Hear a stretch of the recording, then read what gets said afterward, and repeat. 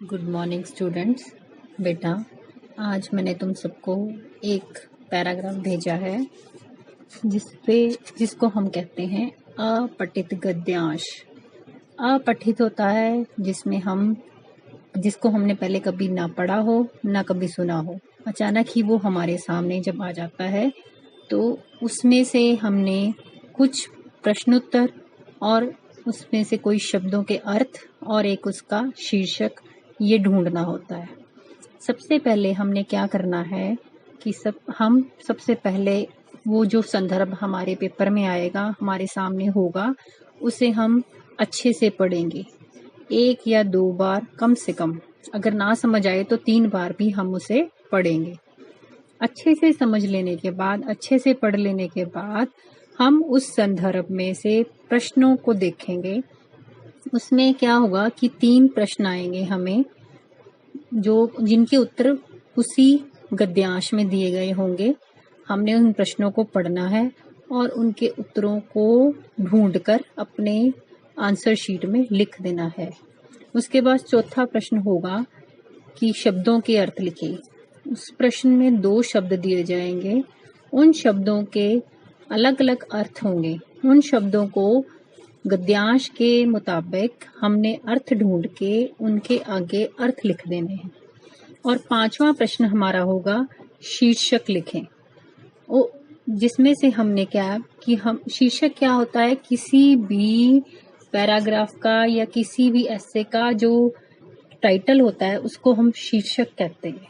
कि हमने संदर्भ पढ़ा और उस संदर्भ को पढ़ने के बाद उस संदर्भ में जिसके विषय में ज्यादा बात की गई है, जिसके विषय में वो संदर्भ लिखा गया है, वो विषय वस्तु, वो एक छोटा सा 2 या 3 शब्दों का हमारा शीर्षक होगा।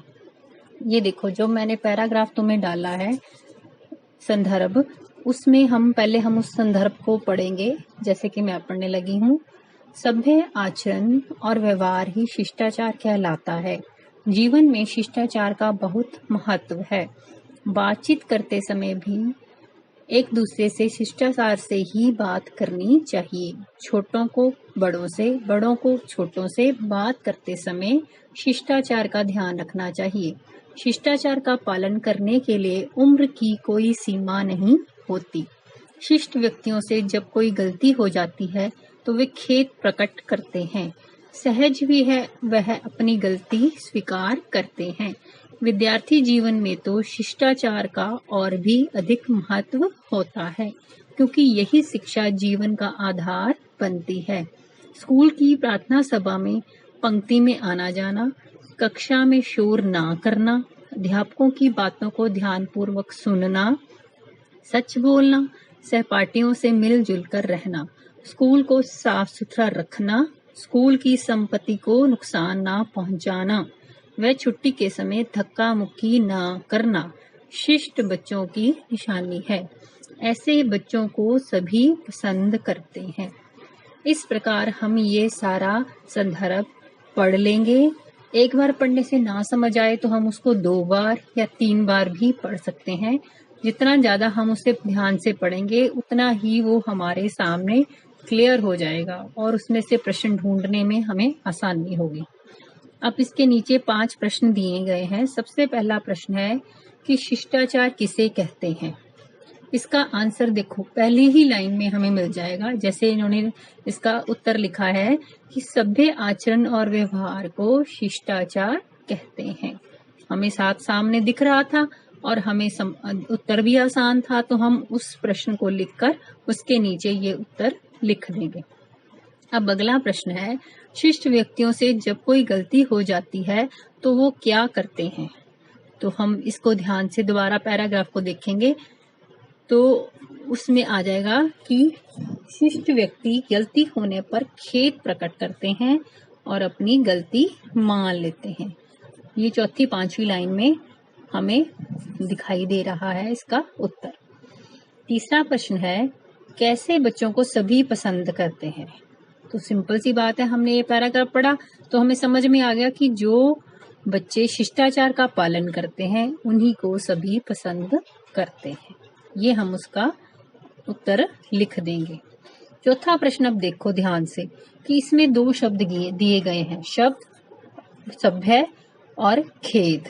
इन दोनों का हमने अलग अलग अर्थ बताना है। सभ्य का क्या अर्थ बनता है, पूरा संदर्भ पढ़ने के बाद हमें जो समझ में आता है उसका अर्थ होता है अच्छा व्यवहार करने वाला। तो हम सभ्य शब्द लिखकर उसके आगे लिख देंगे अच्छा व्यवहार करने वाला।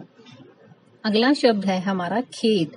खेद क्या होता है, अफसोस, कि हमें खेद है कि हमने ये कार्य नहीं किया।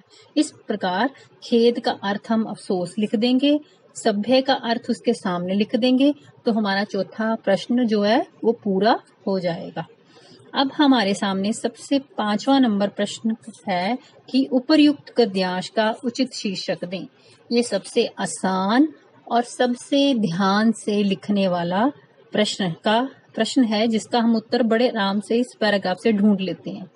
ये इसका पूरा पैराग्राफ पढ़ने के बाद हमें समझ में आता है कि इस पैराग्राफ का जिसके विषय में बार बार बात की गई है वो है इसका उचित शीर्षक, और शीर्षक है शिष्टाचार का पालन।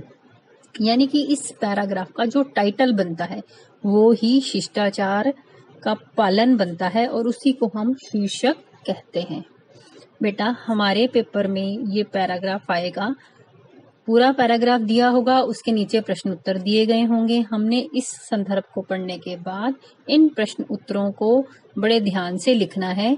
5 नंबर का ये प्रश्न उत्तर हमारे होते हैं और इसमें हमें किसी प्रकार का कोई रट्टा लगाने की जरूरत नहीं है, कुछ याद करने की जरूरत नहीं है। जो पैराग्राफ आ जाएगा पेपर में उसे पढ़ना है, ध्यान से सुनना है और बस उसके बाद उसको यहाँ पे उन प्रश्नों के उत्तर लिख देने हैं। और पेपर में ये सारा संदर्भ दोबारा लिखने की आवश्यकता नहीं होती, सिर्फ प्रश्न और उनके उत्तर ही हमने लिखने होते हैं। थैंक यू बेटा। Good morning students. बेटा आज मैंने तुम सबको एक पैराग्राफ भेजा है जिसको हम कहते हैं अपठित गद्यांश। अपठित होता है जिसमें